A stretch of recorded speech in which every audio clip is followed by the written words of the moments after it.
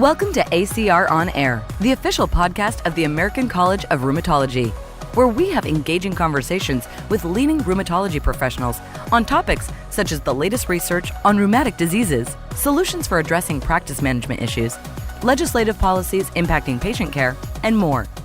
Here's your host. Welcome back to another episode of ACR On Air, the official podcast of the American College of Rheumatology. I am your host, Dr. John Hausman. Show notes for this episode can be found at acronair.org. You can find previous episodes on Apple Podcasts, Spotify, Google Podcasts, Stitcher Radio, and on your favorite podcasting app. Today's episode is one of our Hot Topics series, where I invite someone to discuss must-read studies recently published in one of ACR's 3 peer-reviewed journals. Our guest today is particularly special, as she is the host of a new podcast series from the ACR called ACR Journals On Air, scheduled to launch later this summer.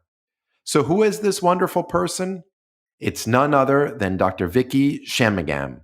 She's adjunct professor of anatomy and cell biology and adjunct professor of biostatistics and bioinformatics for the School of Medicine and Health Sciences at George Washington University. In this episode, Vicki's going to tell us what we can expect from her new podcast, and we're going to talk about some of her favorite studies out in the journals right now. Hope you enjoy it. Vicki, welcome to the show. Hi, John. Thanks for having me. It's great to be back on the air with you. I think our last podcast together was pre-pandemic, and we spent a whole lot of time talking about the famous donut wall at the 2019 ACR meeting. Yeah, it's been such a, it's been 2 years, and yet at the same time, it sort of feels like a lifetime ago. And a lot has happened. And ever since then, it seems like you have a new podcast coming out. That's right. ACR Journals On Air will be launching soon. It's a collaboration between the ACR's Marketing and Communications Committee and the Committee on Journal Publications, focused on providing our listeners with engaging content about recently published studies and their implications for clinical care and how they move the field of rheumatology forward. There's such a need for this because, as you know and listeners know, it's so difficult to keep up with the medical literature and to really understand the implications of research studies, what they mean, and how that translates to patient care and improving patient outcomes, and better understanding the science behind the things that we do, discussing new medications. It's so important, and I'm so excited to hear about this new podcast that's going to be coming out to relieve some of that stress. I'm going to be listening to it every week and realizing that, I'll be keeping up with the literature and making sure that my patients are getting the best care available. How do you think it's going to different from other podcasts out there? Everybody has their own podcast these days. What's going to make ACR Journals On Air special?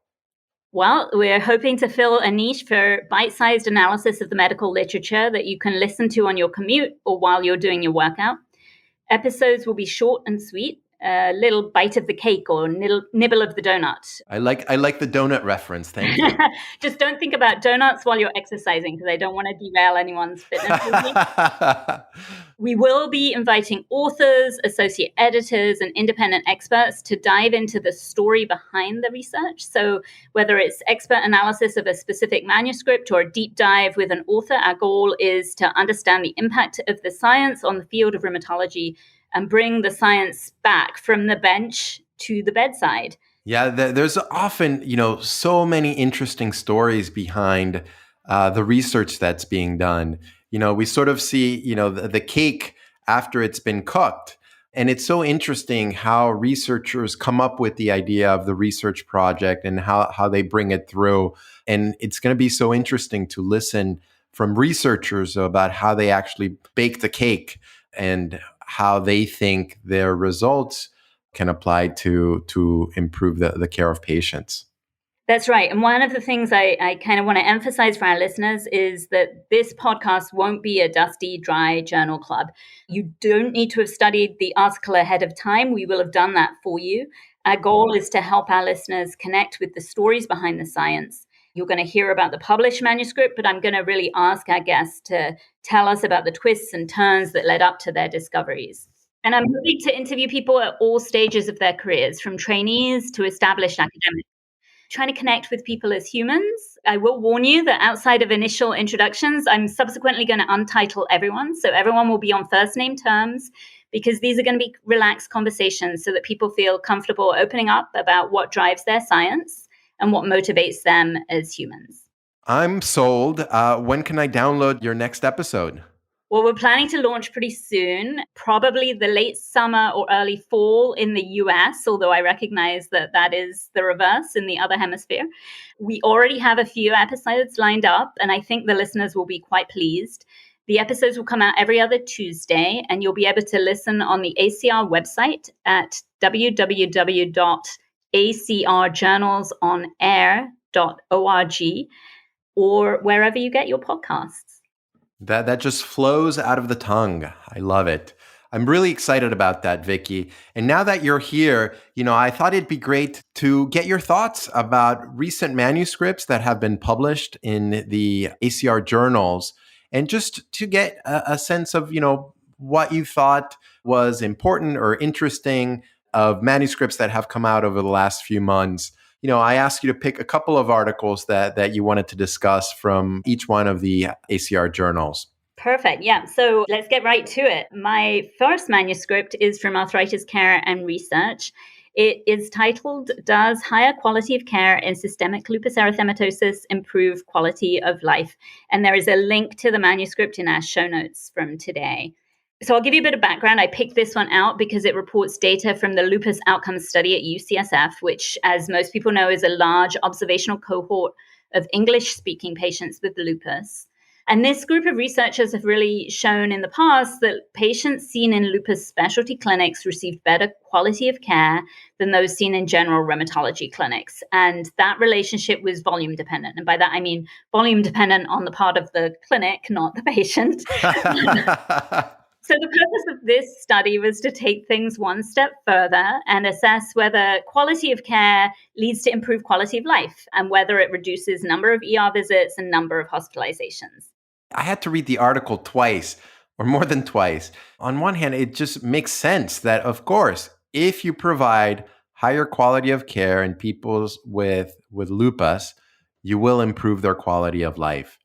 You might think. So this study has been going on for a while. So since 2002, has a large number of patients, 814 patients, and they measure quality of life using the SF-36 and look at the proportion of patients showing improvement on the minimally clinically important difference in each domain at follow-up. And then they added in some secondary outcomes, which was this number of ER visits, hospitalizations for both lupus-related and non-lupus-related reasons. And they were trying to assess this question of, does that reduce use of ER and hospitalizations for all causes? They did include a couple covariates in the analysis that we as rheumatologists probably care about. So that's the presence or absence of fibromyalgia, steroid dose, and then presence or absence of hydroxychloroquine use, because we know those variables can be associated both with quality of care and then also healthcare utilization. And then they obviously measured severity of lupus based on SLEDAI, SLAC, SLAM, and the brief index of lupus damage. And I guess didn't quite find what I was expecting, certainly. So they were investigating, was higher quality of care as measured by those indices and controlled for all these covariates associated with improved quality of life on the SF-36, whether it was associated with reduced healthcare utilization. Yeah, just to mention that the quality measures are these process measures, right? Which is what we often do in medicine, right? It's did you check labs? Did you prescribe drugs? Did you provide vaccinations for these patients? It's always the process measured, but not they weren't focusing on the outcome, like did you lower their blood pressure? Right? Did you decrease proteinuria? It's all these process measures. They're certainly easier to measure, but maybe they're not the best things to focus on. But, I suspect that of course they found that improving these quality measures improve quality of life, Right, Vicki? Well, the answer is a resounding no, although I do agree with your point that the way the measure is being assessed was something done, not did the drug added successfully control their lupus, or did the blood pressure get controlled or the proteinuria get controlled. Great point. So the answer from this study was that patients receiving these quote unquote higher quality of care measures didn't have better quality of life. And I think that's important because it is kind of contrary to what we were expecting. Now, the authors comment that the patients they had who were receiving these higher quality of care or meeting these higher quality of care indices had worse quality of life at baseline, likely mediated by other comorbidities, the presence or absence of fibromyalgia, higher disease activity scores at baseline. And so, because of this, they weren't able to show that high quality of care and number of years receiving that high quality of care resulted in any improvement in the SF-36 or reduced healthcare utilization.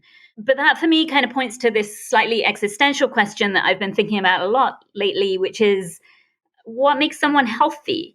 It certainly appears that it might not be more healthcare. And I know that runs counter to the current business model for healthcare, especially in the US. But it kind of brings up the question for me, is health just the absence of disease? Or is it actually that a lot of people are missing something else right now, a sense of purpose in one's life, a communal mission rooted in our values, a sense of community and connectedness, a lot of the things that we've lost during the pandemic? I think, Vicki, that's such an important point. We often focus on those things that we could easily measure in the clinic. I mentioned proteinuria or complement levels, but whether that translates to actually an improved quality of life, it's unclear.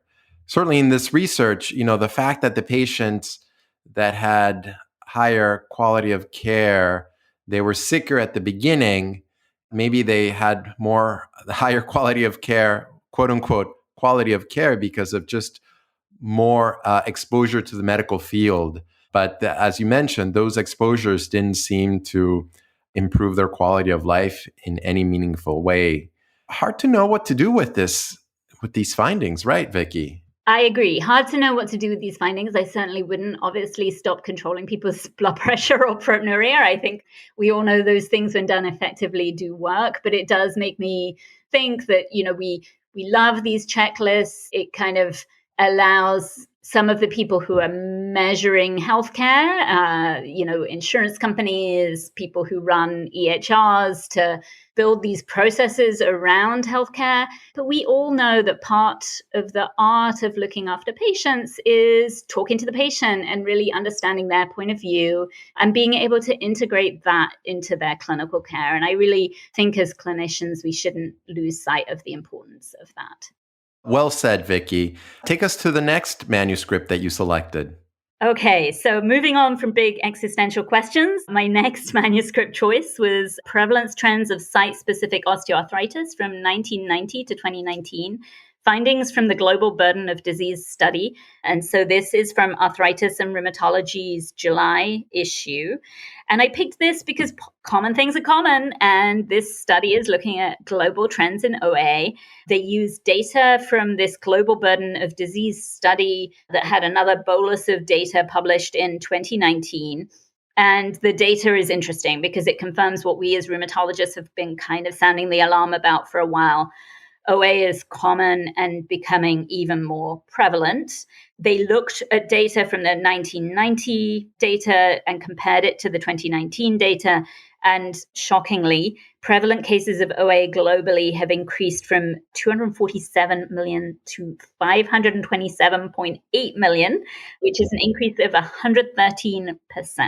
So if we think we're busy now, things are going to get more busy in the future all around the world. What's interesting is this study went one step further, grouping the data both by anatomic location of the affected joints, but also analyzing trends geographically in countries and territories grouped according to this thing called socio-demographic index, or SDI. There is a lot of data in this article regarding these trends, and I cannot do it justice here because, the graphics from this manuscript are pretty impressive.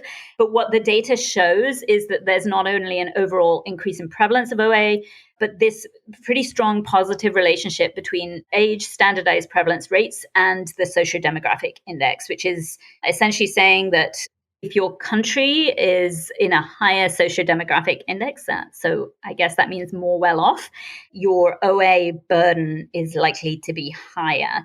And the highest contributor to that from the joint perspective was knee OA, although hip OA is also showing a high estimated annual percentage change. So large joints are where we need to focus our attention. Yeah, I thought it was such a fascinating study, and it's amazing to see sort of the trends over time, how they change in various areas. I think in the article they mentioned that the United Arab Emirates, the prevalent cases of OA increased 1,000%. Some areas like Central and South America increased 200%. But overall, throughout all of the countries, rates of OA have been increasing over time. Yeah, and I think some of that is recognition, obviously, and that we're having increased recognition of these joint diseases as imaging becomes more available and healthcare is more available to different groups of our population. One of the things that comes out of this article is that OA is more common in women, as we know. There is this strong correlation with sociodemographic index, possibly related to increased life expectancy as a country increases its sociodemographic index, which obviously every country is attempting to do.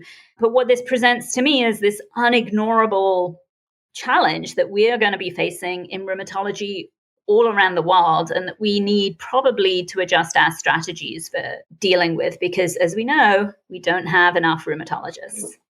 Or any great effective medications to either delay or prevent the development of osteoarthritis. I think this data is important to sort of recognize, well, if this is happening, is there anything that we could do to mitigate that increased risk?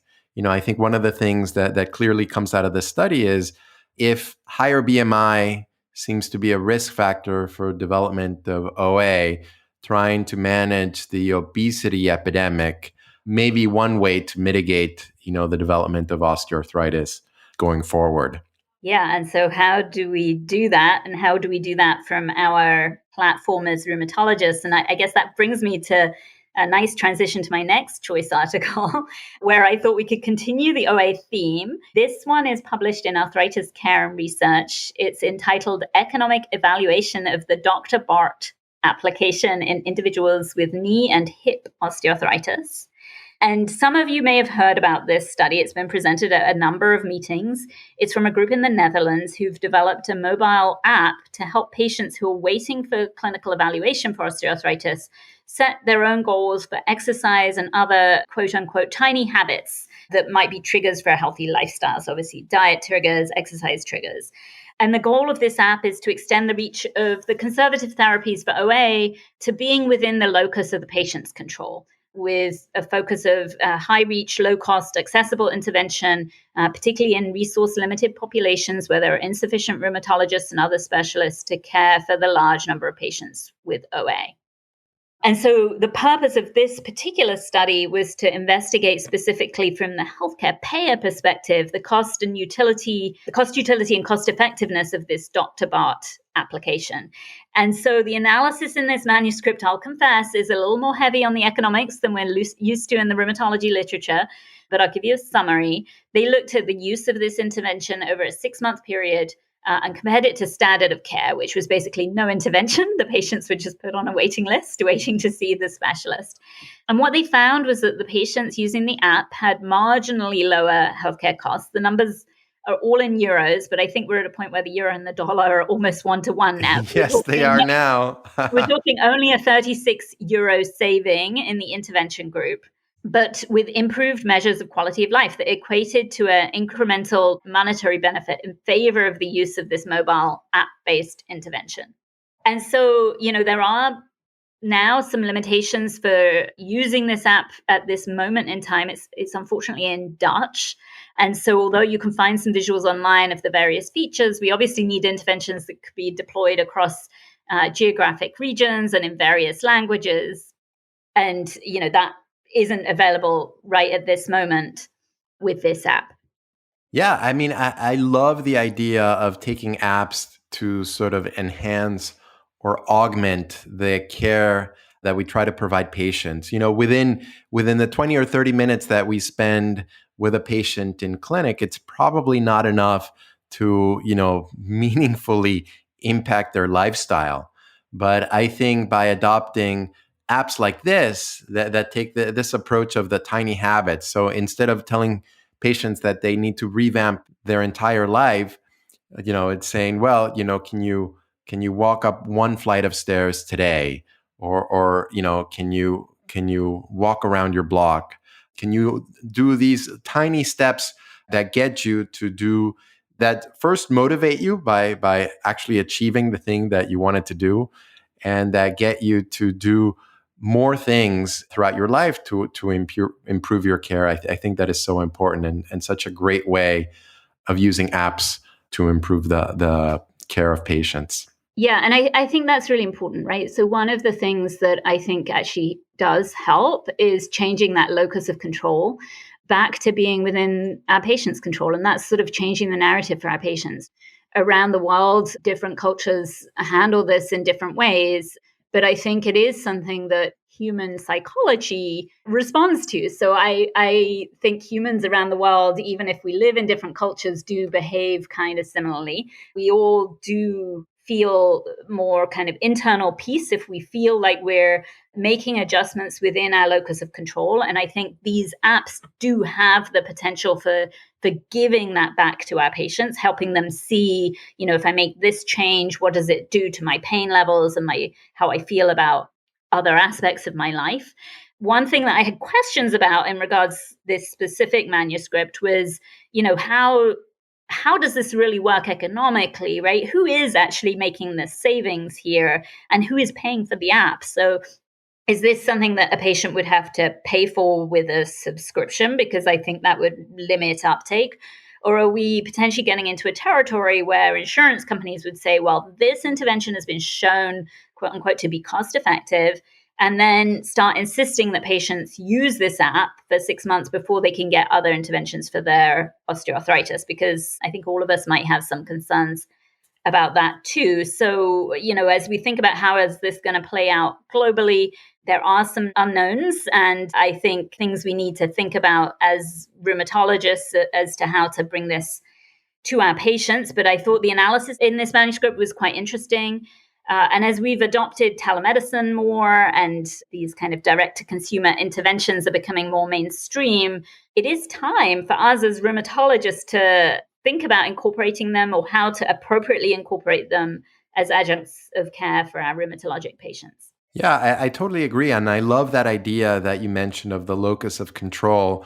We often mistakenly tell patients, it's like, I'm sorry, you have osteoarthritis. There's nothing we can do. And yet, certainly there are a lot of things that they can do that it's within their control to try to, decrease pain and improve mobility. And apps like this may be a good way forward. So do you have something else up in store for us? Another interesting article that you found? So last one, actually, on the direct-to-consumer theme. And this one, I think, sort of crosses over clinicians and then also researchers. So this is a manuscript from ACR Open Rheumatology, comparison of web-based advertising and a social media platform as recruitment tools for underserved and hard-to-reach populations in rheumatology clinical research. And I thought this one was very timely because recruitment to clinical trials and research studies obviously took a hit with the pandemic. And this group of researchers wanted to investigate relative cost effectiveness of different advertising means through social media platforms. So what they did was compared web-based advertising and Facebook-based advertising. And what they found was that the Facebook campaigns had a higher click-through rate. And obviously, that's part of the sinister world of the AI behind all of these social media platforms. So probably related to the AI algorithms, better targeting individuals with the disease of interest.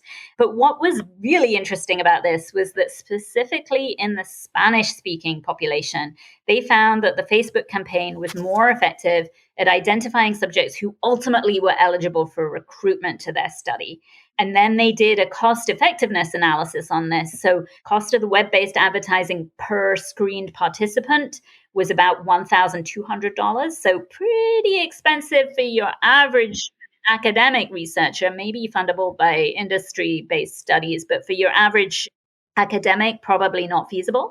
And in contrast, the Facebook campaign ran a cost of around $245 per screened participant. So a little bit more cost feasible. There maybe should be some thought about how these algorithms are truly working behind the scenes. And the manuscript obviously doesn't delve into that. But I thought an interesting new way of again, using this direct to consumer concept to actually collaboratively move our research forward. Yeah, I love the study. Again, thinking outside of the box as to how you can recruit patients to your research studies.